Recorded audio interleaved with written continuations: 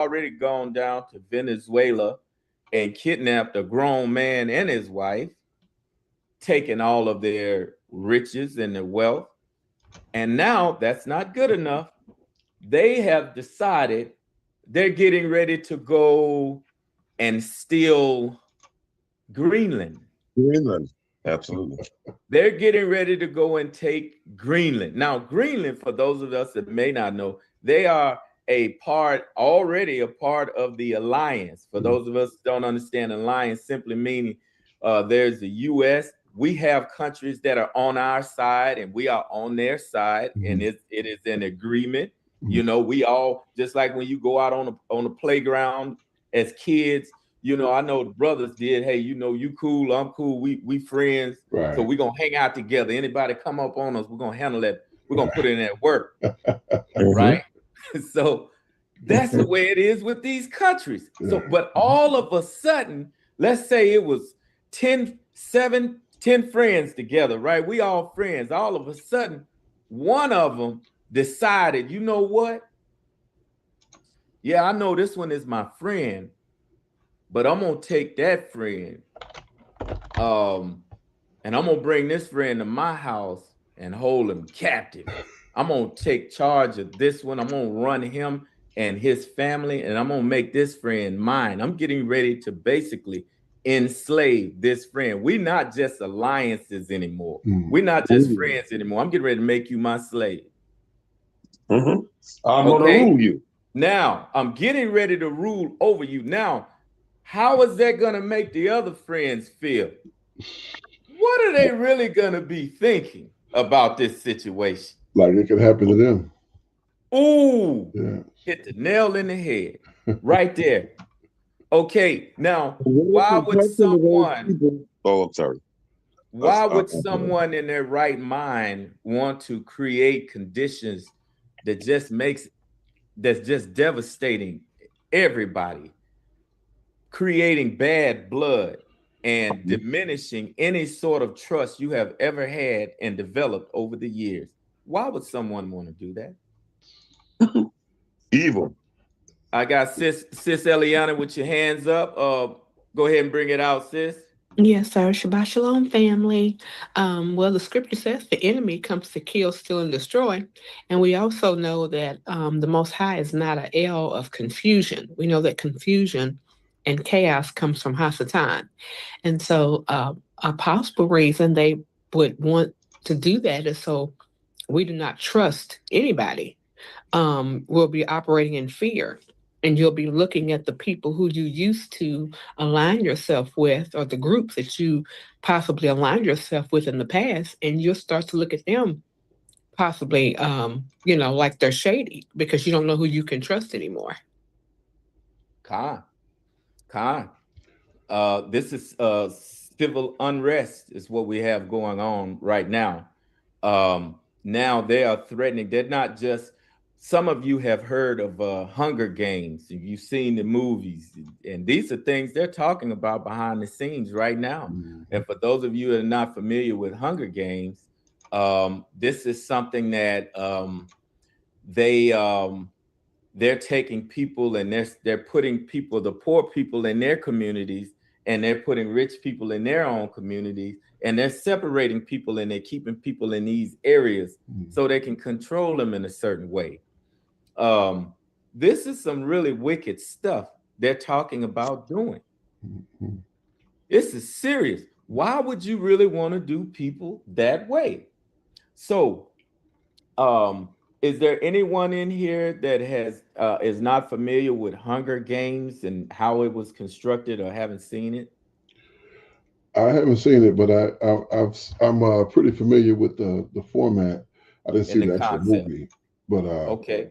One thing real quick, it's ironic that you mentioned that because earlier I was talking with my aunt, and I was telling him about how me being an ex-army man, I would not recommend for young people to join the army or any branch of the military right now because it's so volatile. Things just when I was able to go in, I did one war, and that was it.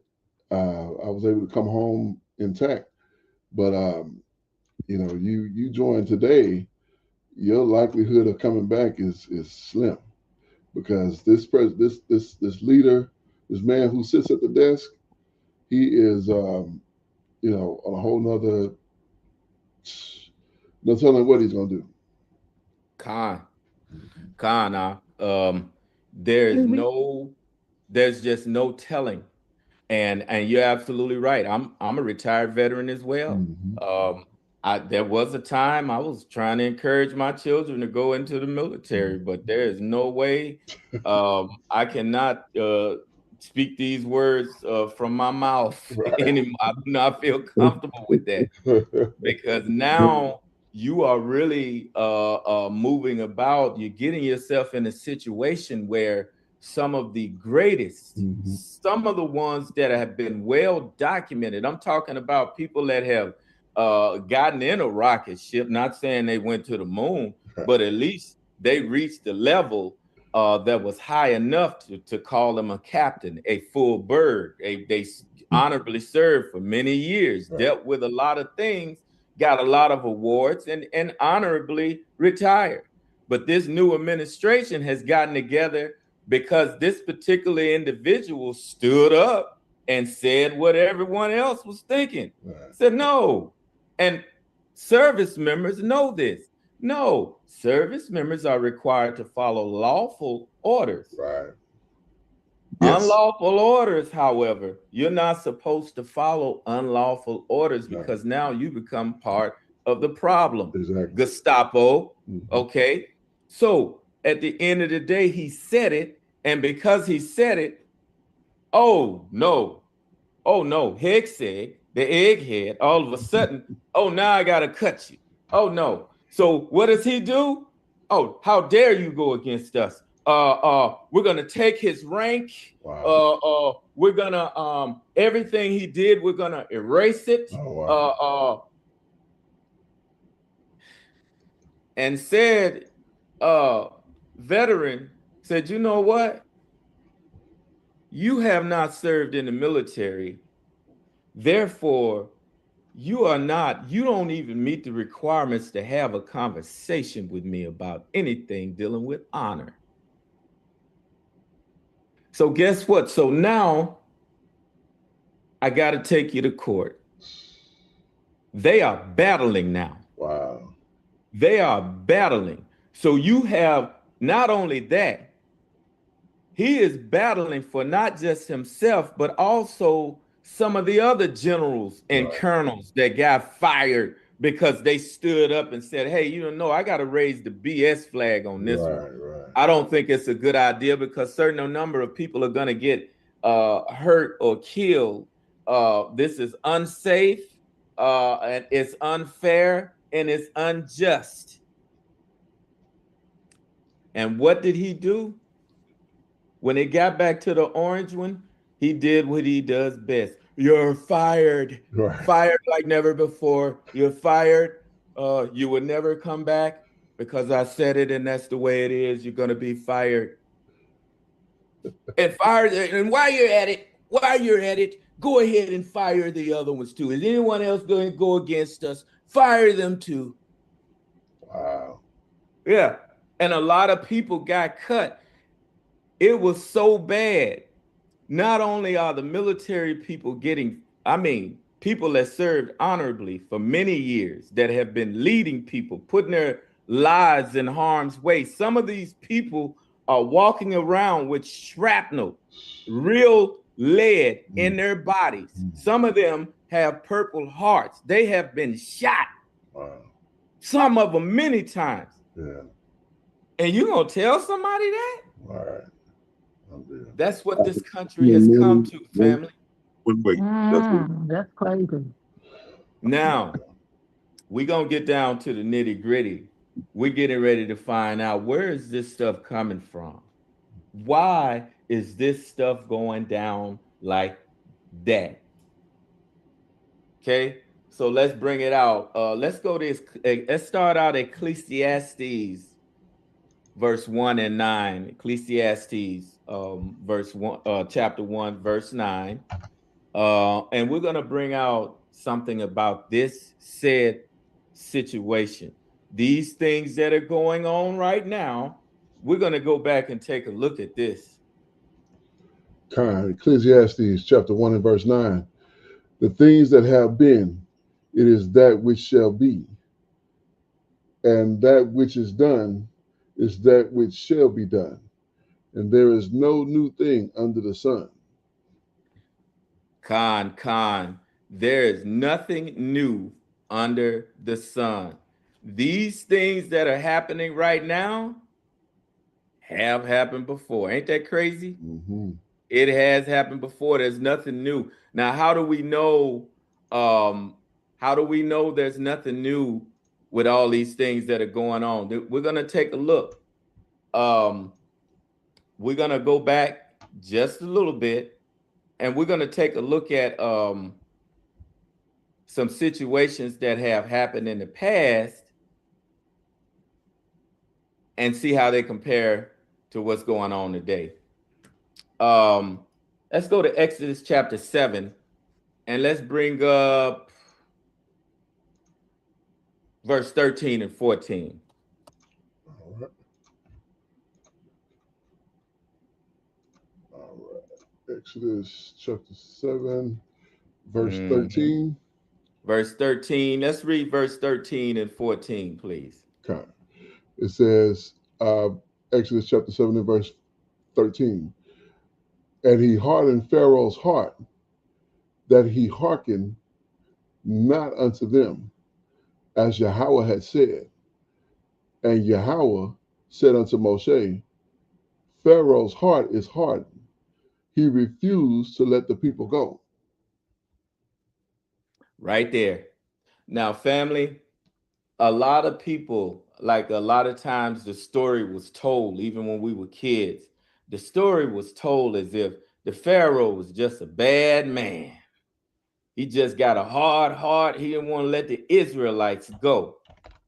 However, right here, it clearly states his heart was hardened, not by himself, but this was the Most High that did this. Right. I did it. So let's bring up another precept. Let's go over to Proverbs 21. And let's read from the top and go to verse 2. All right. It's the book of Proverbs, chapter 21 and verse 1.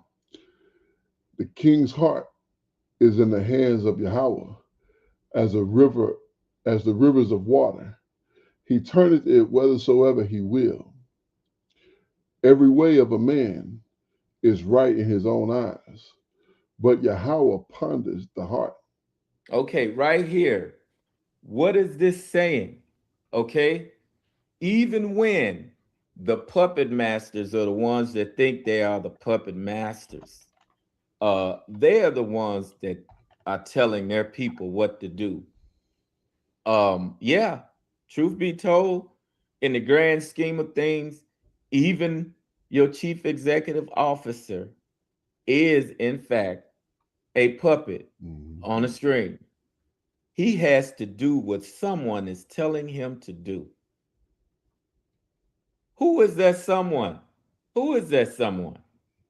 Okay. When you look at the grand scheme of things, yes, we know there are people that he works for that are very powerful, that a lot of people are not even allowed to speak of or on, especially in your social media, your local media, or your network news. They don't even speak. They don't even call the names of said people. You don't do these things because there's a good chance you're gonna come up missing. I'm gonna say it again. You might just come up missing. So that is a bear that most people don't even dare to poke. They're like, we're gonna leave that one alone. So these people are very powerful, they're very rich. However, they do have what's considered or what's called a scapegoat. There are certain positions that people are in. Yes, they're scapegoats. They're the ones that are simply put there to take the blame for certain things people are planning to do. So I'm going to ask y'all something now. What do y'all think is going to really happen? What do you think it would really happen when they take over NATO? I mean, I'm sorry, Greenland. What do y'all think is really going to happen when they do that? It's going to definitely cause conflict, and they're going to most likely give him an order to stop what he's doing, or else. Okay, I see. Kenny, y'all got his hands up. Yeah. Go ahead and bring it out. Bring it out. What say you, Elder? You know, Greenland has already vowed to defend their country, and you know, I believe it is under the territory of the Kingdom of Denmark, and Greenland soldiers are ordered to defend it without asking any questions. So, you know, it's going to lead to more war and throughout the world, because you've got China that has been vowing to take back Taiwan for, you know, for a number of years now. You know, what reason would they have not to go ahead and pursue that endeavor with, you know, with America behaving the way that they are? I'll yield there. Khan. You brought out a very important point there, King. The point that you brought out was that, wait a minute, everybody knows, people that are not even in power, if you really think about this situation, you know somebody is going to be mad about that. And it's not just a person. It's going to be a whole bunch of people that are going to be mad about this situation. And when people are mad about certain situations, they actually want to do something about it. And what do people usually want to do about stuff like that? It's gloves off. Now I gotta cut you. Right. Now I'm gonna shoot you in your pinky toe, right? Right. So you shoot somebody in their pinky toe. Oh no, it's war now. They ain't gonna never forgive you. Right. So now that's on a macro level, things dealing with countries and civilizations, that's macro. And then on the micro side, meaning smaller, we're talking about individuals, people. It's called something. The something that is called, when you poking at a bear like that, you know something, you're getting ready to incite something. You're getting ready to piss people off. That's called rage baiting, right? Why would someone want to cause somebody to get mad? That's right. Why would anyone want to do that? I mean, you could bring out the answer on a child level if you want. I see Ken and y'all got your hand up. Bring it out, King. Why would you want to make somebody mad like that?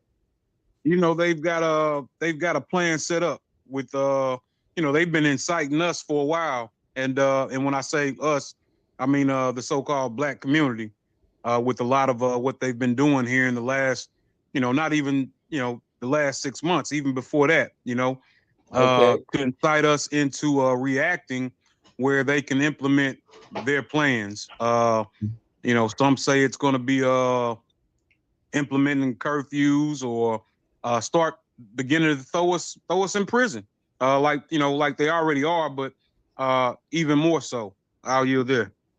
Khan. Anybody else want to comment on that? Because yes, Aki, you're absolutely right. And ship us out. The ones that don't kill, ship you out. Nobody can rebel against it. When you're talking about third world countries and stuff like that, they don't care where they put you. And the ones that may survive, that's what the plan is. And whether it work or not, we don't know. But we know that that's the plan. Let's go back to Greenland just for a moment. This is not about white or black. This situation is because if you look at Greenland, what are we talking about? The majority. Yes, the majority are Caucasian, hands down. Or white people. Yeah. This is what that's about. This is about conquering and control, and I want to be king. I'm talking about on the part of the pale horse. The pale horse in the book of Revelations. But go ahead, I'll yield there. You're absolutely right. This is about domination and control, and they already trust and believe. They already have a plan in place for what they are gonna do. It's kind of like when you got a bully out on the playground. You got a bully out on the playground. A lot of times they'll do something, to start something. I've seen, I remember when I was a kid, you see somebody over there now, you cross that line right there. Okay, you gonna cross that line, and then the person crossed that line. They like, okay, now you cross that line. I bet you won't cross that. So look, people are inciting stuff, and then you got instigators out there instigating things. Why? Because they got a plan in place. They want somebody to get mad because they know they got that van out back waiting on them. They want them to buck up and go against that person when they already know there's 100 other people right there out back waiting on them to get jiggy with it. Absolutely. They have a plan in place. So and they got firepower. They got the firepower. They gonna just blow people. That's what they're doing now. Yeah. A kid was, as an example, a kid was in a car. I don't know if they were passing through or what. That kid had to be hospitalized and everything. News reporter was gassed to the point where she vomited as soon as they put that stuff on her. Yes, that's what we're in. And you're right, Unc. And just like Venezuela, for those of you who may not have heard or don't know, when these terrorists showed up to get to capture the president and his wife, trust them, you don't even know they got weapons out there now that made it easy. And this is coming from the citizens. The citizens said it was so bad when they showed up, they got some kind of weapon that just made them all freeze, and they got headaches and started vomiting. They said this, they was like, what? They didn't even know what they was putting on them.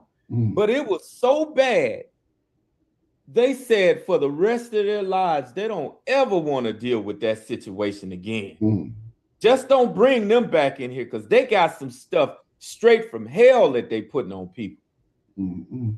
Okay, so they have some stuff in place and they got plans. These types of plans that they have, they've been working on these things for many, many years.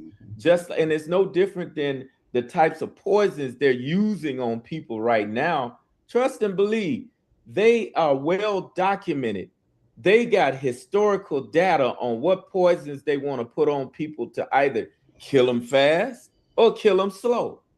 They know what it takes. So they have a plan in place.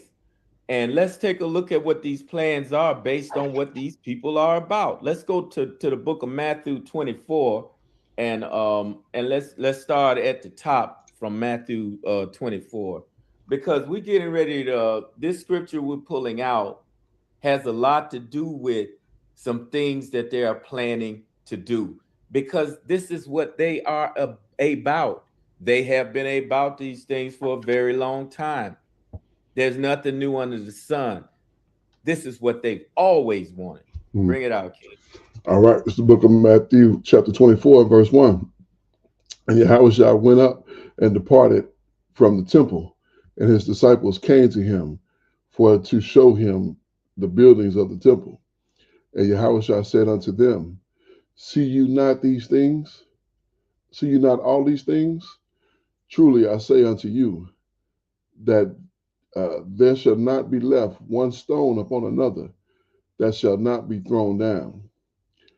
And he sat upon the Mount of Olives, and the disciples came unto him privately, saying, tell us, when shall these things be?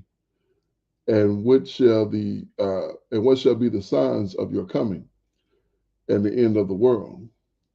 And YahShay said unto them, take heed that no man deceive you. For many shall come in my name, saying, I am Mashiach, and shall deceive many. And you shall hear of wars and rumors of wars. See that you be not troubled, for all these things must come to pass, but the end is not yet.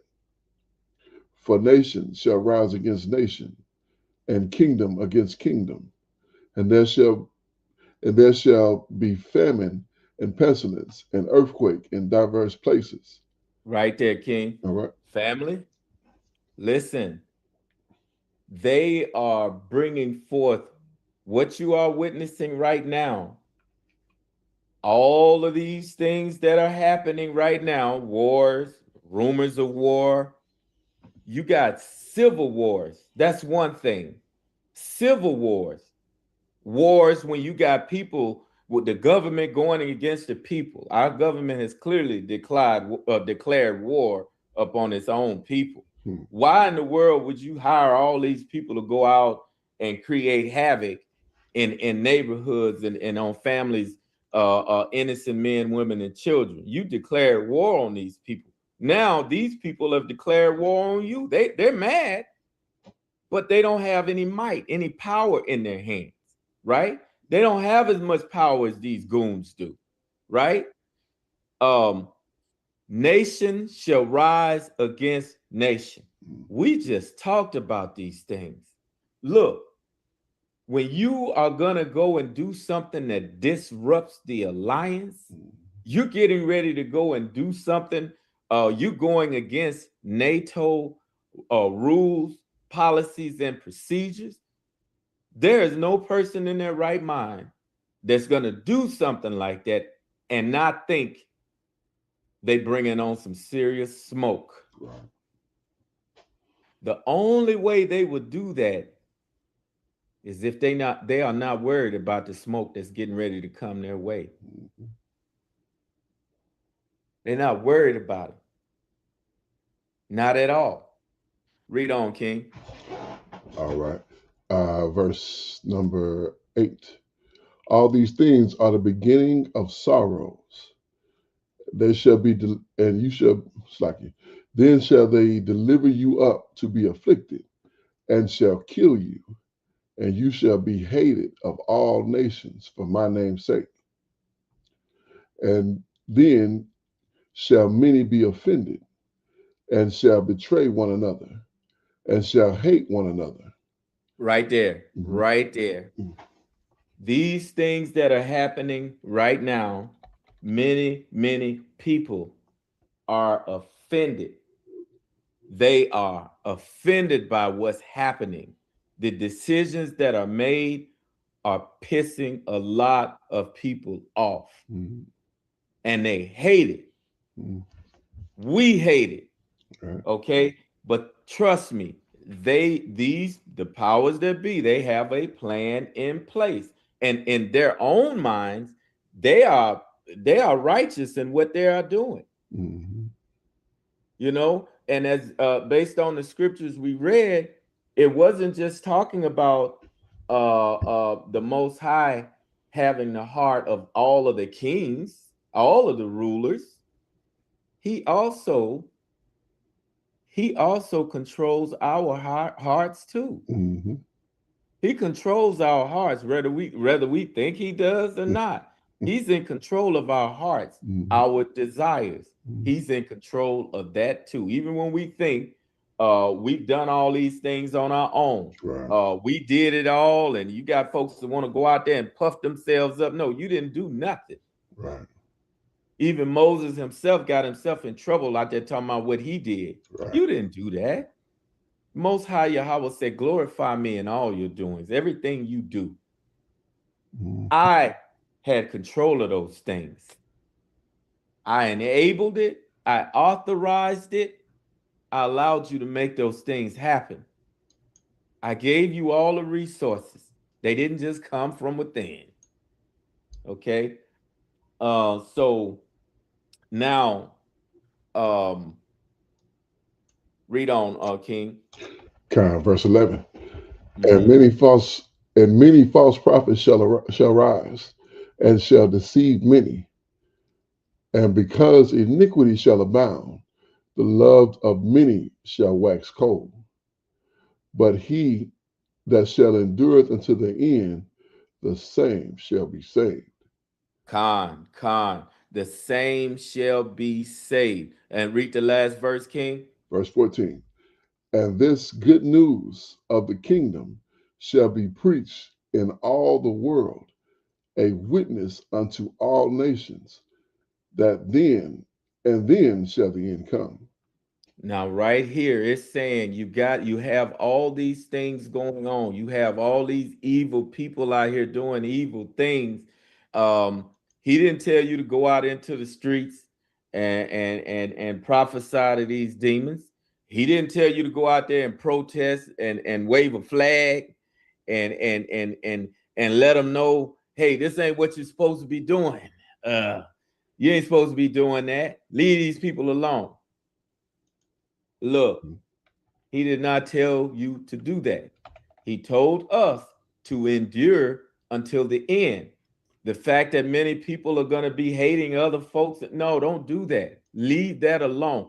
When you see these things happen, based on what we just read, based on what these scriptures just brought out, this is none other than the Most High Yahweh hardening the heart of our leadership to bring forth something that we all must go through.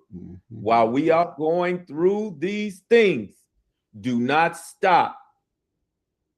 Do not think to stop doing or get off of the path you have been blessed and put on when it comes to this good news, the gospel.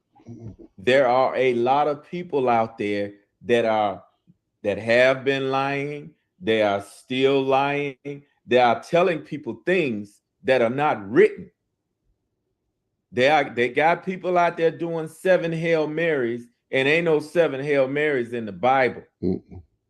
Okay, they out there going door to door. Got people giving people books that was written by a man. Right.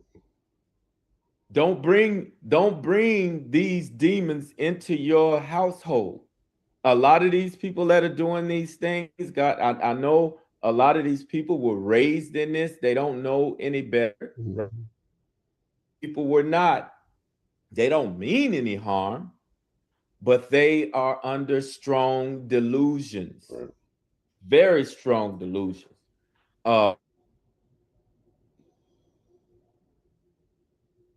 Muted. Uh-oh, Elder, we lost you. Like you froze. Give it just a minute here. My goodness.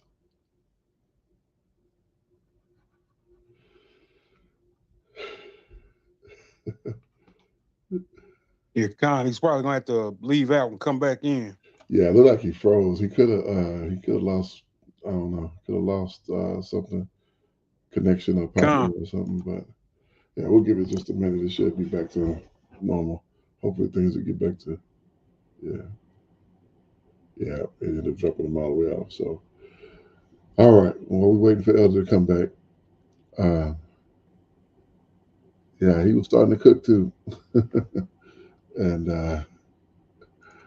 my goodness.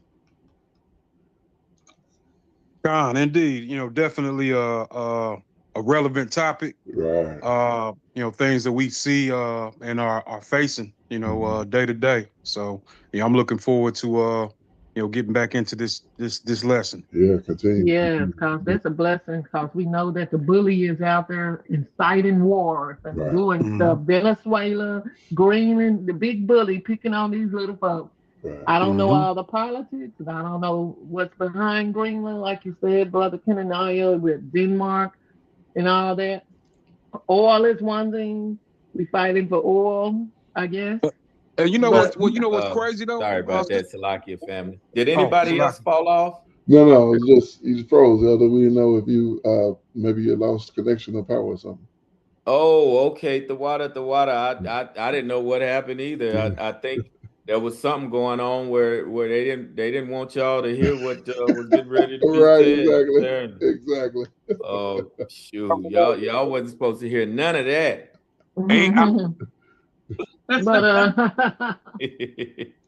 But Jesse was talking about the oil of Venezuela and Greenland. Is that what Greenland has? Is it some minerals? Is it some stuff like that? Well, a lot of times, rumor has it, things would come out and people would say what that country has, what kind of mineral resources, what type of gold, what type of resources. A lot of times what comes out about what type of resources they have is one thing, but sometimes it's all about strategic alliance. Yeah. Sometimes it's just all about putting countries in captivity so their enemies don't do it because of a certain place. Because if you think about it, if just like what happened with the Cuban Missile Crisis back in the day, if they hadn't went over and tried to put that country in captivity, which is what they tried to do, but they was too late. In a nutshell, it was just a little too late. They went over. Not only were they too late, but they weren't even prepared enough. Because I think it was during Kennedy's administration. They sent some guys down there. They sent their elite down there to fight these people. And they went down there and they ended up in a place called a Bay of Pigs. And they went down there and got their derrieres whipped. They didn't want to tell nobody, but they got beat so bad, they tried to keep it a secret. No, it ain't no secret. You went down there and got whooped. You didn't think those boys had nothing for you. Those were Israelites down there, and they don't play. All right? They got whooped. All right? So they got so mad. They got so mad about that. And that they was going to go down there and try to drop a bomb on them. And that's when that country stood up and said, guess what? Say hello to my little friend. Russia had a big old missile aiming at the United States. Go for it. Look, hey, and they are so close to the U.S. Yeah.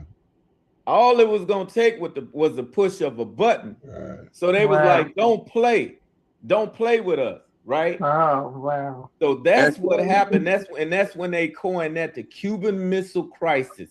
So the U.S. knew they had to leave them alone, right? It was too late to go down there and try to put them in captivity.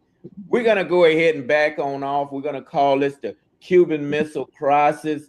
And we can't fight with you, but we're not gonna play because you don't play fair. So we're gonna sanction you, meaning we're not gonna do no more dealings. You can't buy no cars. Right. We're not gonna send nothing there for you to play with because you don't play fair like all these other countries and just let us put you and your people in captivity. So that is the reason why when you go to Cuba right now, it's gonna look like a place frozen in time, like in the 50s and 60s. They have not been able to really get cars and stuff like that since that time. Right. Wow. They stepped on them because they fought for themselves. No different than what they did in Haiti. Haiti stood up and fought for themselves. And since you whooped their baddest warriors, now they don't want to play no more. And they call all the alliance, all the people in the alliance, hey, Denmark, Italy, yes, yeah, and you guys over there too, Iceland and Greenland, everybody. Now that I have all of you on the phone, since we're all in alliance, don't do no business with them jiggerboos over there in Haiti.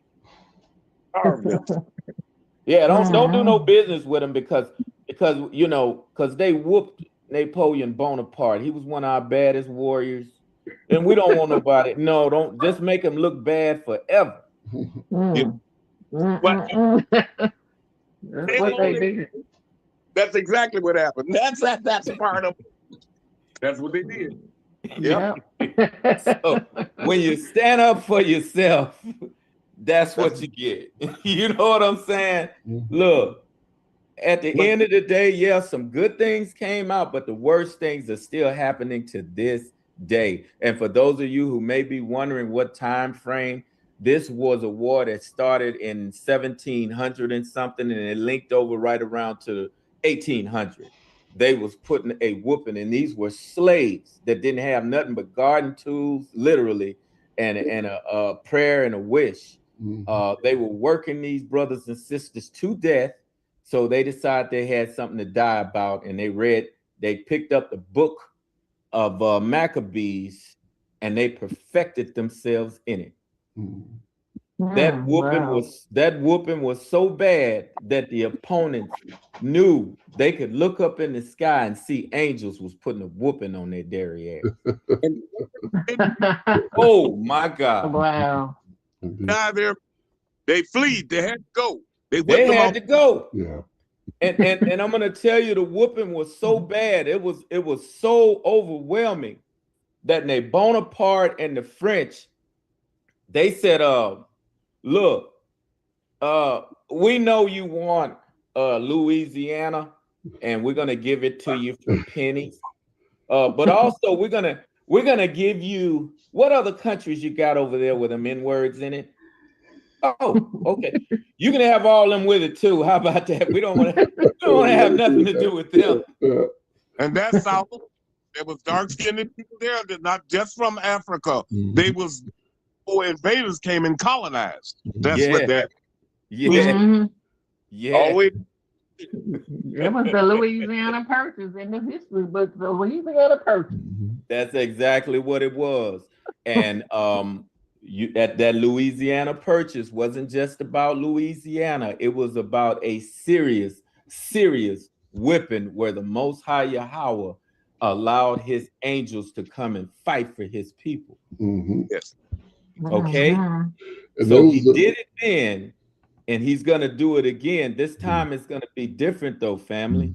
When we conjure up the Most High Yahweh, when his angels come this time, when Christ comes with his angels and these things start to happen, we have to make sure we are amongst those that have done nothing less than endured. We have continued to do the laws, statutes, and commandments.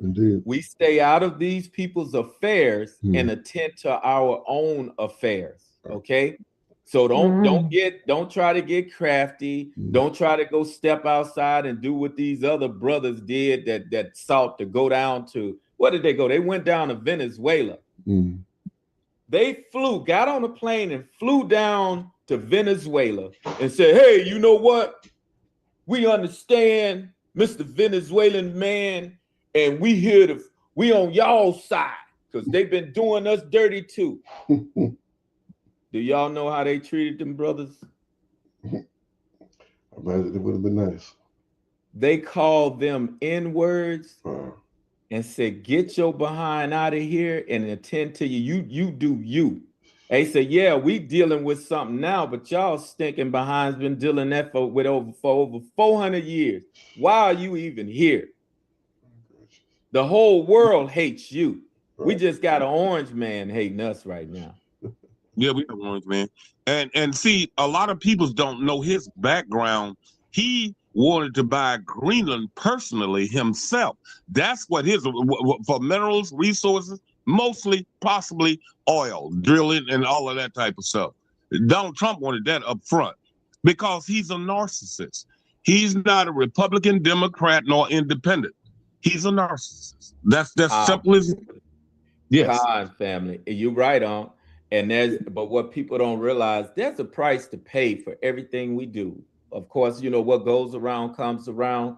Let's take a look at what that's going to look like in the book of Habakkuk, chapter 2. Let's start from the top, King. All right, Kyle. Elder. Oh, I'm sorry. I'm sorry, Hezekiah.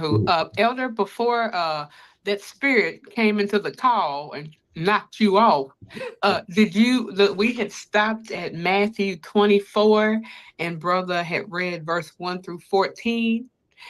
Was there anything that you can recall before we make the bridge to this next scripture, or did you cover all that?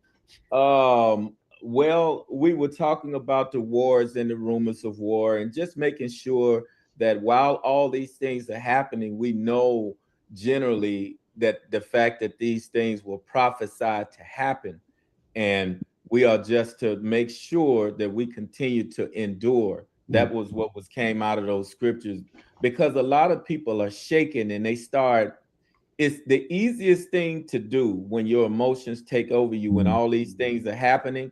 If you're not in the scripture in the right way, you are going to think the Most High Yah has forgotten about Right. you. It's easy to think that this world has so much sin, there's no reason to continue on this path, right? Because it's like God, our Christian church tells, I've heard people at church say, hey, you know what? God, that's the devil. The devil is doing that. How God gonna let the devil do that to us? You know, and they'll say things like that. But you got to have your mind and your heart in the right place as we go into these things and understand what the prophet said thousands of years ago.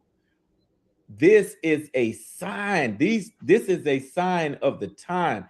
These are things that was promised. And these are things that the Most High said he was going to do to bring forth something else. This is a part of the refinery.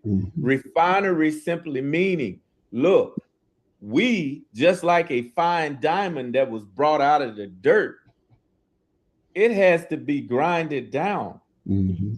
It has some friction. It has to endure friction, and it has to be polished in order to shine the way it does.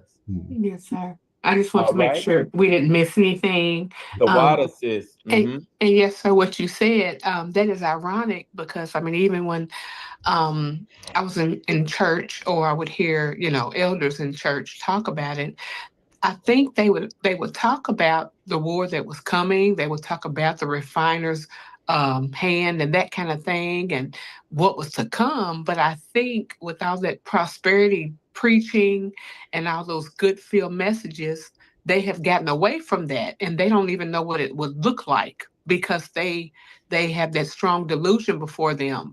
Because when I was a child, those old school churches talked about that.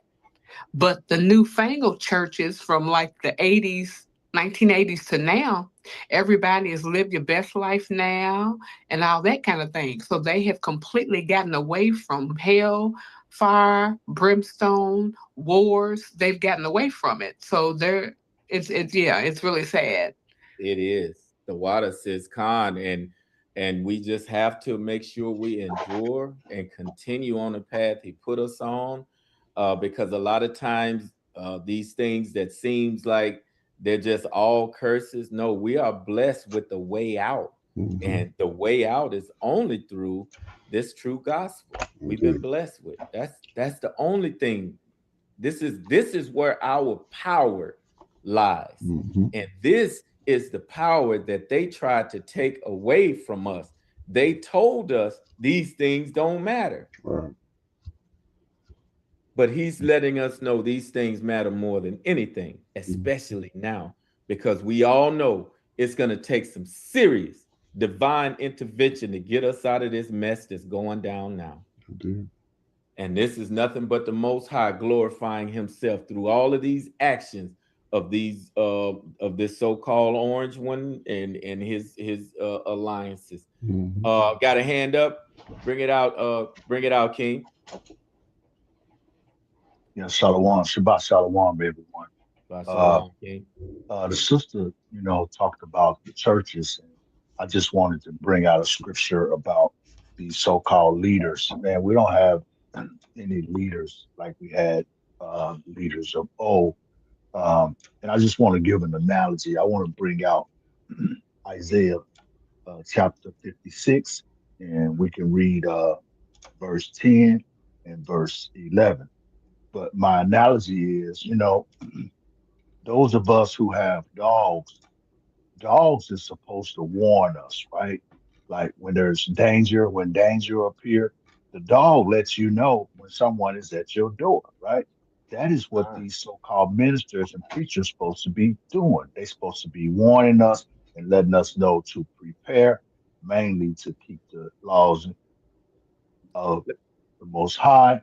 But they're not doing that. They're just saying a couple of things and then giving you a feel good, giving you a feel good speech because they know we're suffering in our communities, right? So they don't really know the Bible, but they will collect your money. Let's bring out this scripture and we'll give the sense. Let me read verse 10, and it reads, his watchmen are blind, they are all ignorant, they are all dumb dogs. They cannot bark, sleeping, lying down, loving to slumber. Yea, they are greedy dogs which can never have enough, and they are shepherds that cannot understand. They all look to their own way, every one for his gain from his quarter. These pastors and ministers, they don't care about our well-being. They don't care about our salvation. They don't even tell us who we are in the Bible, right? You tell them, or you say to them, hey, I'm African American. They say, oh, yeah, you're African American. You tell them you're black. They say, oh, yeah, you black. But they don't tell you who you are. They don't even let you know that you are God's people, right? They say everybody is God's people. They say God loves everybody, but the Bible doesn't support that. I'll just land right there. Khan, absolutely, King. Great, great precept, and yeah, dumb dogs. I got a hand up, Auntie Barbie. I see your hand up. Bring it out. All right. We are about churches looking good, not about us doing good. That's what we about. We're not about like doing the word of God. We just about making churches look good and have them 1,000 places. Yes, that is exactly what's been going on for all these years. We going around hooping and hollering, same person running up and down the aisle, screaming and hollering, got the Holy Ghost, and you got 2-3 people running around talking about humma summa lumma like they JJ Fad, and been doing it for years. And everybody go back to their same lives. Everybody getting sick. It's time to do something. There's something different and better. We got to do that. And they are clearly, all of these people are clearly delusional. Sis the water, Auntie, you're right. Sis Eliana, I see your hand is up. Yes, sir. Just to thank you, Elder Nehemiah, for that scripture because it is so accurate.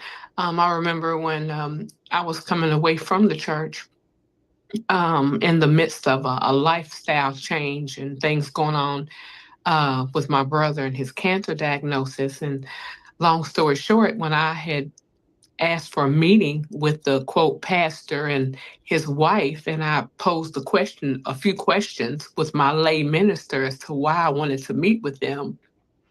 They would not meet with me. They hid out, and because I had already the Most High had already had me asking questions and posing questions and making statements the previous year to year and a half, and so they knew what some of the questions I had and things I was going to bring to the table to get clarification on, and so they basically said, "Talk to your lay minister," who was a woman. I was a minister in training myself, and I knew the truth was not there. And they would not talk to me. They would hide out. They would not follow up with my phone calls. Yet, when I was there serving, invested all this time, being in leadership roles and supporting, oh, they would call me back. They would email me. They would do all these things. And so the scripture that Elder Nehemiah brought out, it just goes to show, you know, I do believe some are still in the dark and the Ruach has not revealed the scriptures to them, the truth of the scriptures. Yet I also believe and know that there are several, like you all say, pastors and ministers or whatever they want to call themselves, know the truth, but they would rather tell us the lie to fatten up their pockets and to stay in the doc club. How many of you running doc? What number you got, doc? And just keep us, our people, in mental and spiritual bondage.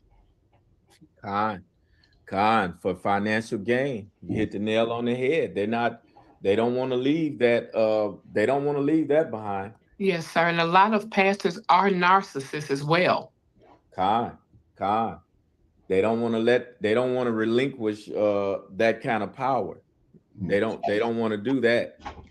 So Khan, the water for that, sis. So So we're going to go in the book of Habakkuk. We're going to start on chapter 2 from the top. All right, the book of Habakkuk, chapter 2 and verse 1. I will stand upon my watch and set me upon the tower, and will watch to see what he will say to me, unto me, and what I shall answer when I am reproved. And Yahweh and Yahweh answered me and said, write the vision and make it plain upon tablets, that he may run and that read it. Verse 3. For the vision is not yet for an appointed time, but at the end it shall speak and not lie. Though it tarry, wait for it, because it will surely come. It will not tarry. Con. Oh, continue. What this is saying is something is getting ready to come based on this vision, and it will not tarry. Read on, King. Verse 4. Behold, his soul which is lifted up is not upright in him, but the just shall live by faith. Yet also, because he transgresseth by wine, he is a proud man, neither keepeth at home, who enlargeth his desire as hell, and is as death, and cannot be satisfied, but gathereth unto him all nations, and heap unto him all people. Now stop right here. Right here, this scripture is spelling someone out. This scripture is spelling out some things. It is bringing some things to light as far as what's going on right now. Proud, neither keeping at home, enlarging his desire, always want money, and as death is as death. A lot of people are dying behind this. It used to be that it was just certain people that got popped. Oh, hell no, they popping everybody. Everybody getting popped now. Now, you got to gather all nations, all of them. You're not just satisfied with the fact that you got the ones described all throughout the Bible, the ones that's described in Psalms 83, verse 12. You got the house of God in your hands, and that's not enough for you. You have enslaved his people and parading yourself as one of the children of the Most High Yahweh. That's not good enough. It's never good enough for you. Read on, King. All right, verse 6. Shall not these take up a parable against him? Also, shall not all these take up a parable against him, and a taunt proverb against him, and say, woe to him that increaseth that which is not his? How long? And to him that leadeth himself with thick clay? Con, right there. Hold up, family. We've all seen that statue of Daniel. We've always all seen that miry clay. Yeah. Now, once again, woe to him that increaseth that which is not his. Right. Wait a minute. Hold up. You got to be, something has to really be wrong with you to think that it's okay to go against the one that created all the heavens, created earth and everything in it, and think you're going to be okay forever. Not even close. Something has to be really wrong with you to go and steal somebody's stuff. You didn't just steal us, but you stole the land that was given to us by none other than the Most High Yahweh. Indeed. You really think you're going to be okay forever? There is a price to pay a serious price to pay for those that did these things. Mm-hmm. So you can run around and act like you the king on the throne, you higher than the Most High himself. Keep on parading yourself and see where it gets you. Yes, indeed. That's not yours. The Most High didn't give that to you like that. He didn't give you everything from the rivers of what was that, and of Egypt all the way to the River what's Euphrates. the name of that? Euphrates. Mm-hmm. He didn't give all that to you. He gave that to Israel. All right. He gave that to his children. Mm-hmm. Everything. So when you decide to go up and take that, yeah, you did it. You were successful. You won. And now not only did you win, but now you want to go around and brag about it. How are they bragging about it? They're getting ready to create this ark, and this is going to be a topic of another study for those of you who haven't heard. But they're getting ready to create this ark, and with this ark, they got 12 stones. Guess what those 12 stones are representative of, family? 12. That's nothing but the ephod. Wow. That's nothing but the ephod.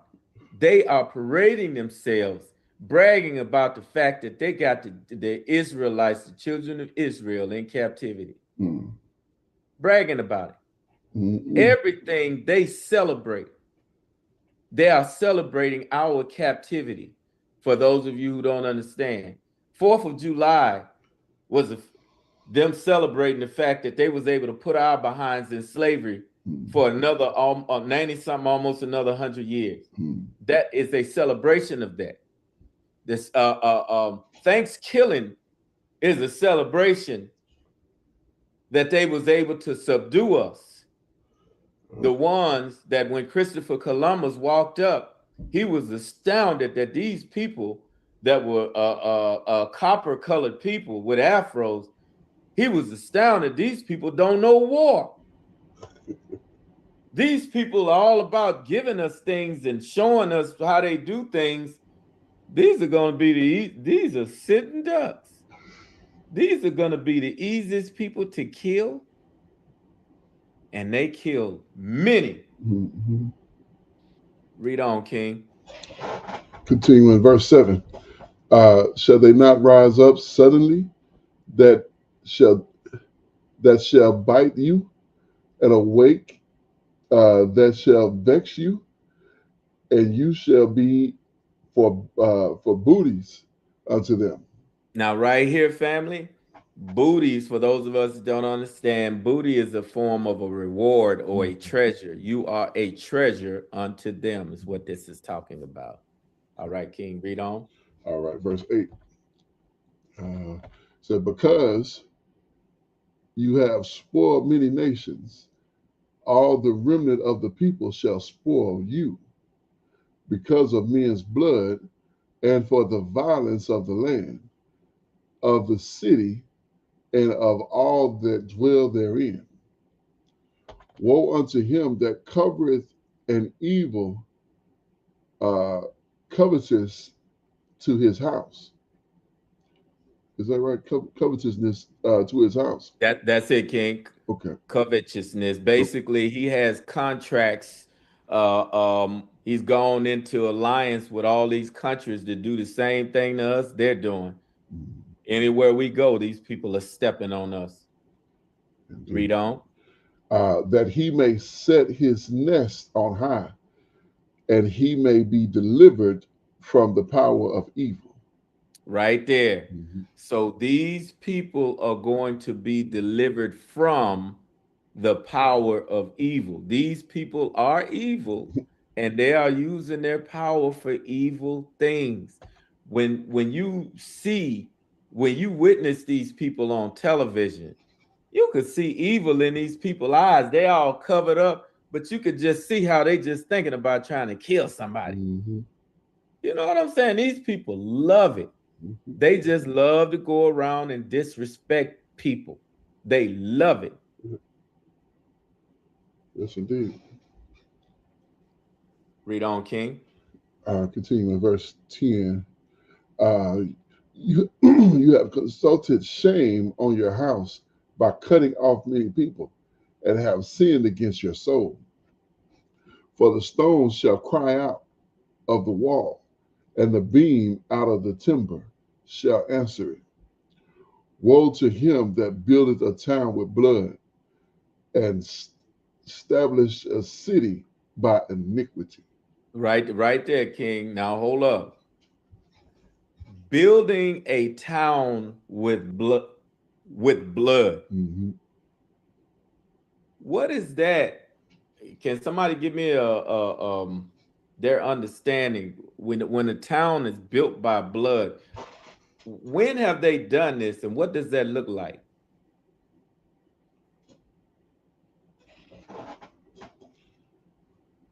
Well, I would say I thought of a movie that came on TV called Rosewood, and it makes me think of like when you establish a city by blood, or even taking the land from they used to be called the Native American, then to make them think they were wicked or they were savages, they changed their name to Indian and sold the story that they were scalping them, when in reality the atrocities occurred on their part against those people. So to kill and pilferage and take the land of another people group and then take over it for your own selfish covetousness reasons, and then build over it and act like what happened there didn't happen. Okay. Khan, that's a great example. That is a great example. And at the end of the day, these are things that they've been doing for a very long time. They've been doing this for a very long time. Let's go back to let's just take a look at Luke 21. What did they do? Luke 21 and 24. Okay. What did they do? 1 second. Oh, let me just pull up Luke 21. I got it here. All right. It's the book of Luke, chapter 21 and verse 24. He says, and they shall fall by the edge of the sword and shall be led away captive unto all nations. And Jerusalem shall be trodden down of the Gentiles until the time of the Gentiles be fulfilled. Right here, a lot of people, in verse 23, a lot of people died. I don't know if people realize millions of Israelites died. Mm-hmm.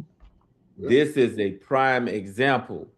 When you kill all these people and then lead them away captive, and then you go set yourself up in there like you've been there the whole time. Come on now. That is an example of a city that was built by blood. Mm-hmm. Same thing Sis Eliana brought out. You got all of these towns that they just had to bury underwater. They didn't just go in and bury these towns underwater just because it was something they sought to do. They did these because this was during a time where a lot of our people we were living in our own places, minding our own business, and we happened to be doing pretty doggone good. On the many instances, much better than they were. Right. And they were jealous. Jealousy. They weren't having that. Sis Eliana, you got your hand up? Oh, yes, sir. Before, I didn't know you were going in that direction, but yes, sir. Our towns were thriving. We were peaceable people. We didn't need them for anything. We opened our own stores and did business with each other. And because of jealousy and lying, blatant lying and accusations, burned and did not care that they were killing the elders in the community. The same elder that you knew wouldn't lie, knew was a trusted citizen. You killed her and burned the house down, chased the children down, had them living in the swamp. And then there was a railroad conductor that came back through there after the prodding of one of the Protestant pastors and got the rest of the people out. And you basically ran all of them out of town, took the land and claimed it as yours. Khan, That's exactly what you did. And this is another reason why there are certain people in life you need to keep at a safe distance. A safe distance, especially when you know you are okay, you are doing well for yourself, or you just doing okay. There are people of other persuasions that are living in trailer parks, right? They will confess that they're your friend. But if they come to your house and find out you got a piano, Right. I was just thinking they that. may not look, they may not even have any ill will towards you. But when they go and tell they buddy Joe Bob, Mm-hmm. and Joe Bob finds out, you mean tell me he got one of them there pianos in his house? I don't got a piano in my house. I ain't got nothing. I ain't got nothing more in my house. I ain't even got a decent jukebox in my house. And you ain't gotta have no piano. You can just have a chair, a table with 4 legs. That's it. These people are jealous and hateful by nature. Mm-hmm. Keep them out of your house. The main ones that come may not be the ones, but they're gonna go tell somebody. That's one of the ways a lot of towns were blown up. A lot of us died trying to befriend our enemies. Mm-hmm. We need to stop. It's not like you're being hateful or you're being mean.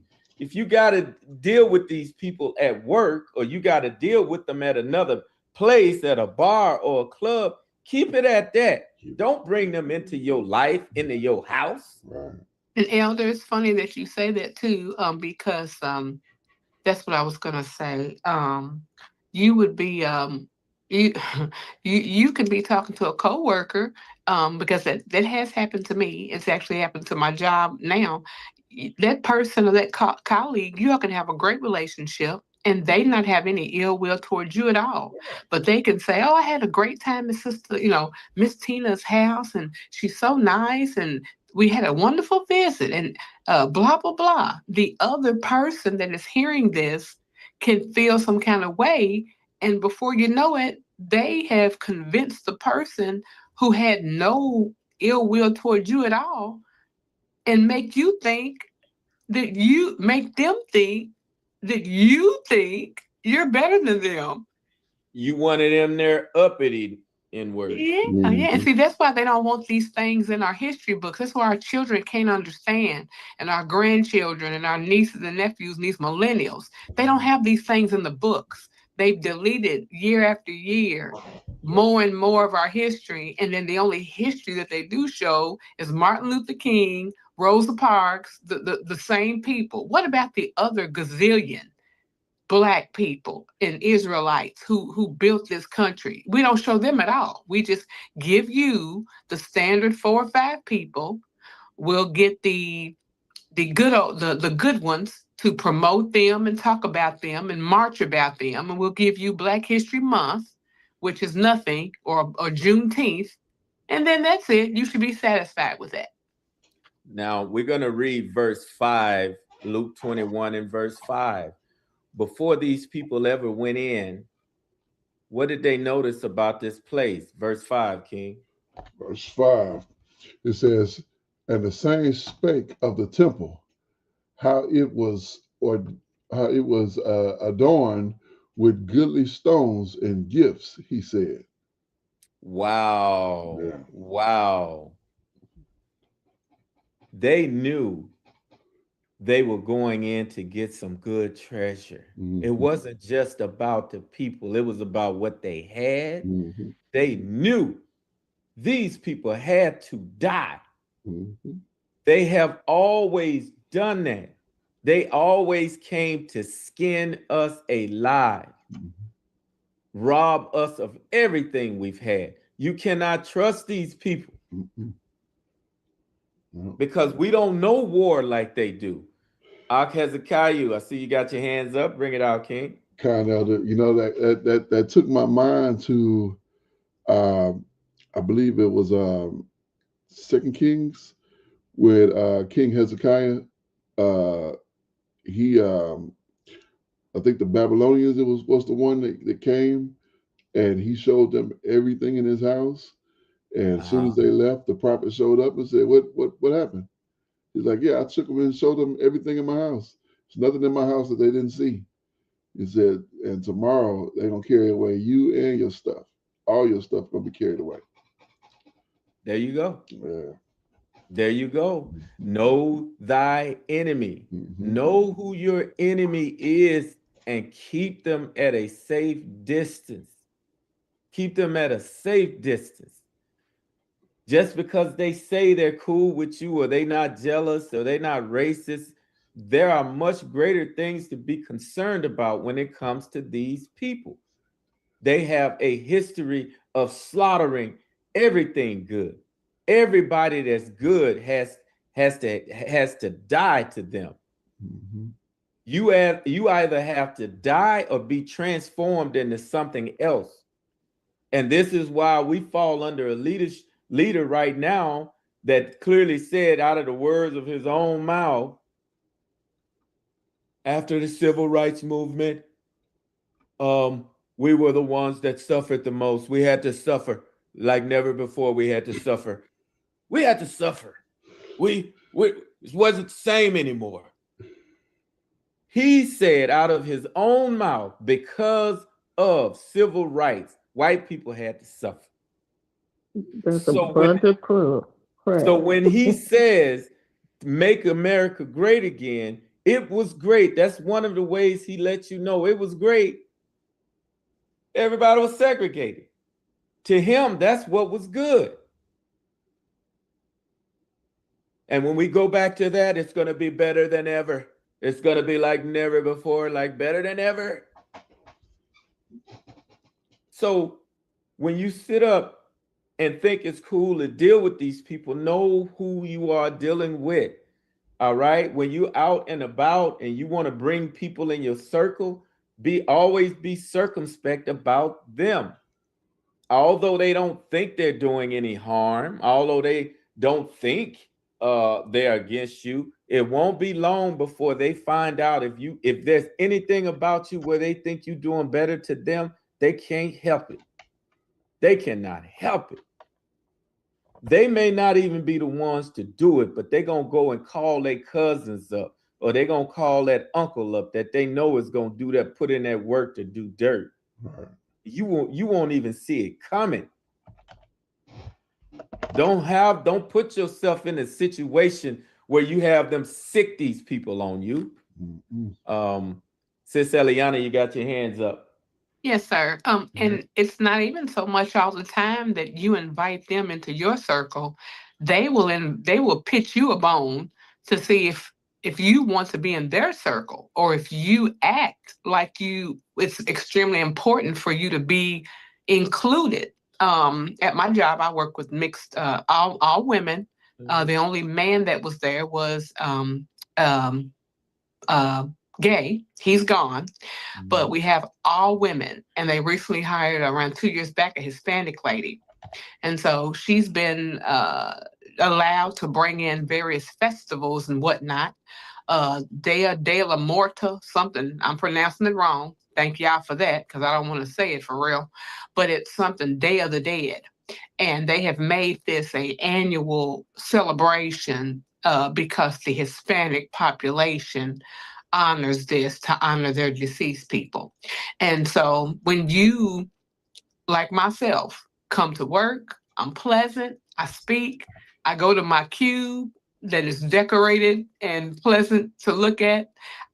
I don't go trying to fit in, get in, or any of that. I speak, I'm cordial, and I pretty much, my business is my business. I don't have all my personal pictures up. They know I got a grandbaby. They know I have a daughter, and that's it. You don't need to know anything else about me. They come there and talk about marriages, everything. The doctor's appointments they got, what the doctor said. Y'all doing too much. Because if you can be cordial and you can be kind, but you do not need to divulge all this information to these people, or anybody for that matter, because then they feel like they have the right to question you. They have the right to monitor you. That's a monitoring spirit. They have the right to insert their opinions and perspectives and opinions and whatnot into your life. But when you keep them at bay, they'll think you're odd. They'll think you're standoffish. They'll think that you think you're better than them. And that's not it. It's just I'm keeping you in the proper perspective and where you are in my life. Con, con. And that's very important. Don't feel like you just don't feel obligated to sharing everything with these people about your life, because truth be told, a lot of times they're listening to find out where your weaknesses are. Yes, sir. And if And they find out at one moment there's anything about you that's better than what they got going on, yes, oh, sir. it's game on. They're gonna look for ways to tear you down. They're gonna look for it, or they're gonna have somebody else asking questions or looking for it. Because they're only okay with you when they know they are in their minds that they are better than you in every way. Yes, sir. And when I worked in banking, my father told me one of their very first jobs I got, in the office job, he told me, let me tell you now, since you work at an office now and everything, and we proud of you, but let daddy tell you something. On Fridays, them folk gonna be going out for their little happy hours. Don't you go. Or if you go, he told me, do not mix business and personal. They want to go out together, they want to have little adult beverages and stuff. He said, do not. I didn't drink anyway, but he told me, I was over 21. I just turned 21. He said, when you go out with these folk, if you just to be sociable, go, smile, make your presence known, peek your face in the place, and leave. Do not drink. Don't ever drink with your coworkers. Do not party with your coworkers. Keep them two worlds separate. And I'm so glad my father told me that, because they will get you. I've seen it happen later. It didn't happen then. It took around 10 years. But they will go out with you for happy hour on Friday, watch the number of drinks you drink, buy you drinks, because they want to get you to get your guard down.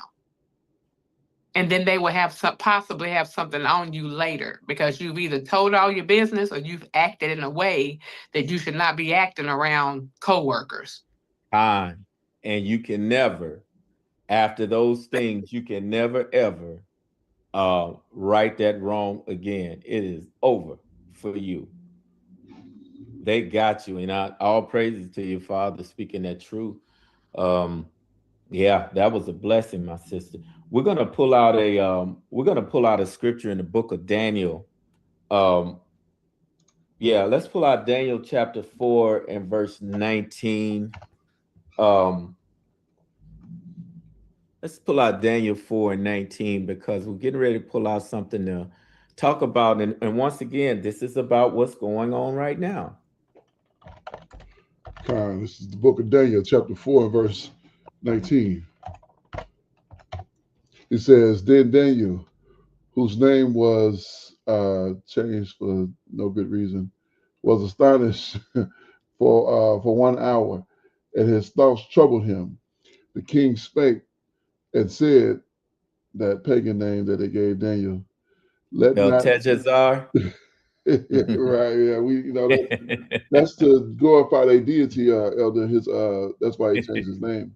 Yeah, completely pagan. Continuing, he said, let not the dream or the interpretation thereof trouble you.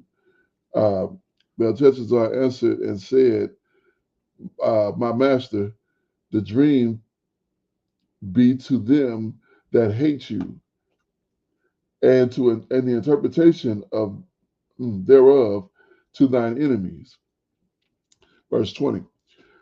The tree that you saweth, which grew and was strong, whose height reaches unto heaven, and the straight thereof to all the earth. Sight thereof.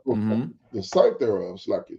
The sight thereof to all the earth, whose leaves were fair, and the fruit thereof much, and in it was meat for all.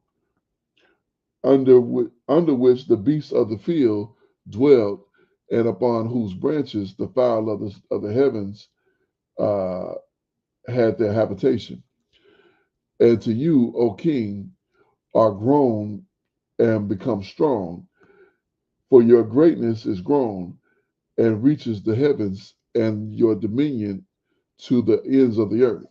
Okay, right there. He's saying that tree was all about you. For your greatness is grown and it reaches into the heavens. That's powerful. Mm-hmm. And thy dominion to the end of the earth. Bring out 23, King. Verse 23.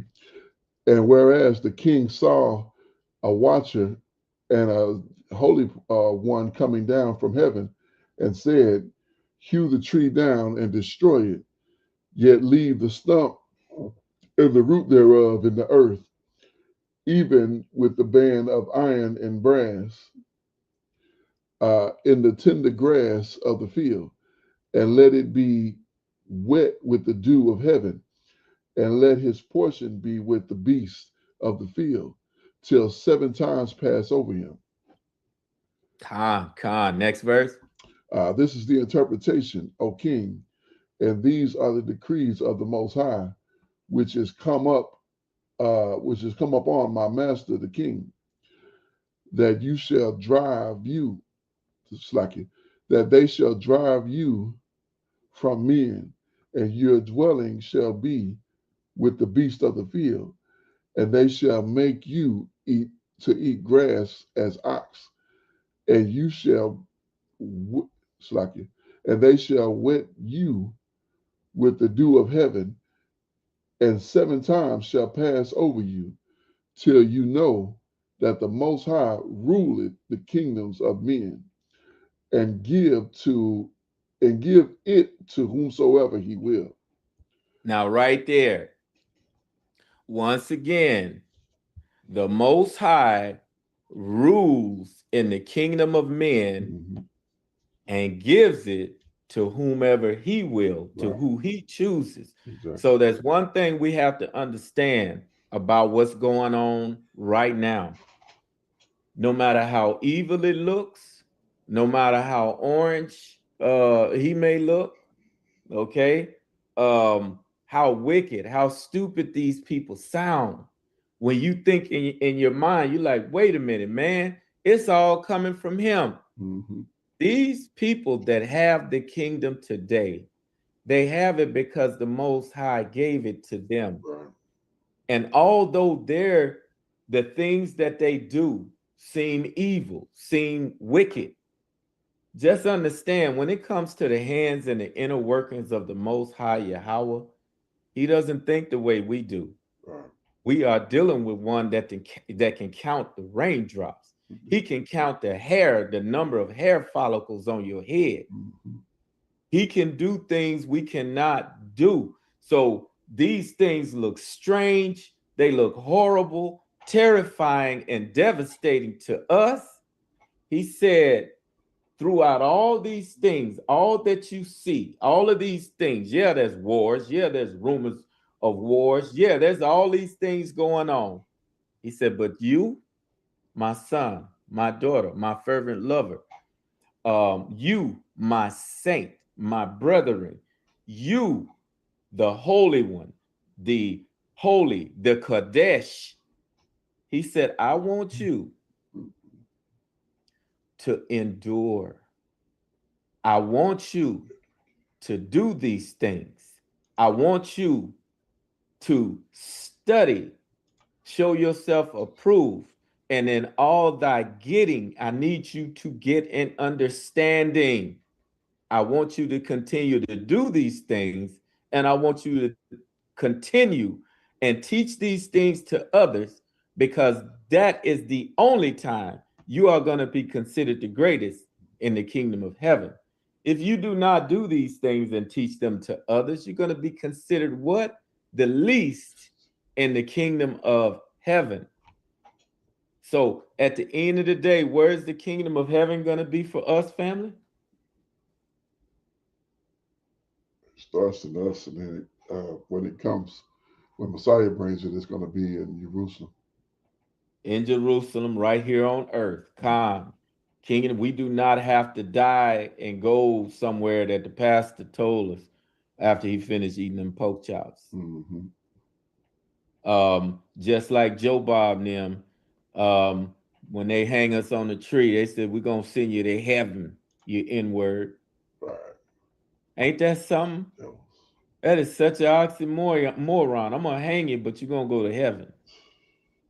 And you got people, there's a time there's a lot of people wishing and hoping for death so they can go to heaven, because that's a place that we were all told we can go when we die. We just need to die to get there. And they even got movies out there. Well, I'm just gonna die and go to heaven. I'm just ready to go to heaven, up there in the sky in heaven. I ain't gonna have to worry about no pain no more. Really? Sis Eliana, got your hand up? Yes, sir. It's ironic that you said that, because in the movie Django, not being cynical, but he mentioned, yeah, you're going to heaven, but even then he specified inward heaven. You ain't gonna be in the same heaven as him. You're gonna be in inward heaven. So even back then, when they were trying to treat you somewhat human on first day, and they were good quote Christians, you were still going to inward heaven. You still wasn't gonna be in the heaven with them. Now that's changed today, because everybody's going to heaven according to them. But yeah, even back then, they wouldn't let you in inward. They wasn't letting you in their heaven back then either. Absolutely. You couldn't be in the same neighborhood as them in life, and you weren't gonna be in the same heaven with them in death. They would rather you be in a dog heaven than to be in a heaven with them. So, and that is the truth. That is the mentality of our leadership, our rulership. These people that have been placed above us, their way of thinking, the things that they do, that the actions that they take on people, they are killing their own.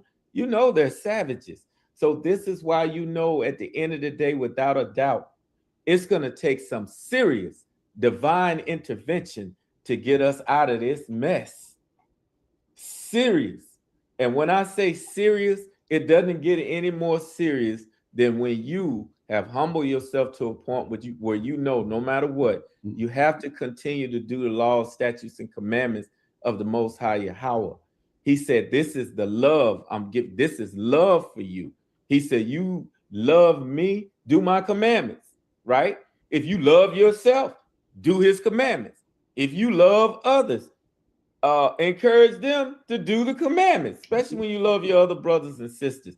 Don't watch people set themselves up for failure. When you know people are on the wrong path, when you know your brothers and sisters are on the wrong path, show them some love. Worst thing they're going to do to you is cuss you out. They might cuss you out. They can say yada, yada, yada, whatever, but you've done your part. That's all you can do. That was love, although they saw it as hate. And they will look you dead in your eye and tell me, ain't nowhere in the world you're going to make me give up them pork chops. I've been eating pork chops all my life. Yeah. We make pork chops good. Pork chops, catfish. I ain't never giving that up. Yeah.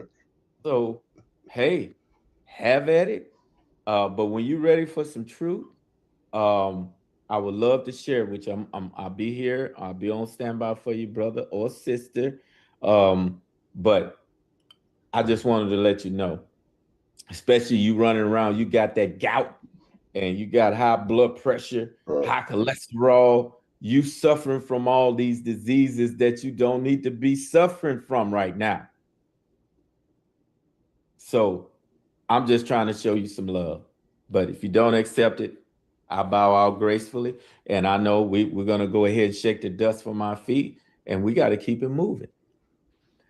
So, family, with all that being said, I thank you all for coming out. Thank you to the reader, all the brothers and sisters that came out to share some truth in the name of Yahweh. And I just pray that you all be blessed moving forward. And I still pray for that hedge of protection that you are going to need when you are out and about in these streets, whether you are going shopping. I'm telling you, be circumspect, because there are real demons, real devils that are out and about to inflict harm and danger upon you. Be wise as a serpent, yet as gentle as a dove, and I pray they don't come your way to harm you, okay, or your family. So let's keep doing these things in the name of YahShay. And thank you all, the water, and all praises to the Most High for blessing us until we meet again on the next Shabbat, family. Rise Israel, and come Kwam Yasharallah. Kwam YahShay. Kwam YahShay. Shalom. Shalom. All right. Shalom. Y'all have a great evening. Love y'all. Thank you. Appreciate it. Y'all be blessed. Shalom. Peace Stay and blessed, family. All family. praises.